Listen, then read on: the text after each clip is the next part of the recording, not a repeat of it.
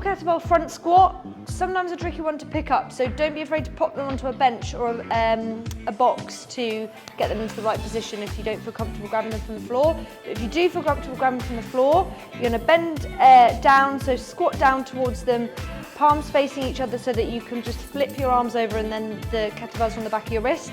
So as you come up, drive up through the shoulders, and then the kettlebells you want just resting on the back of the wrist. Make sure your wrists are flat and they're not bent back into this position, so it'll place a lot of tension for your wrists. So keep your wrists straight, elbows slightly tucked in. We don't want the elbows out to the side because it's going to place a lot of pressure onto the shoulders. So elbows nicely tucked.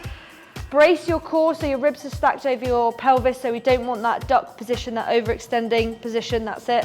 So keep your ribs tucked over your pelvis. Slight hinge through the hips before we go, and then drive your knees far forward, sit your bum down in between your heels. Drive your feet into the floor and then drive back up. If you're having issues with your calf mobility, if you feel like your heels are lifting and you can't get any lower, just pop your feet up onto some plates and we'll work on that calf mobility. And exactly the same thing, slight hip hinge and then knees far forward, bum down in between the heels. Drive yourself up, ground those feet into the floor, boom.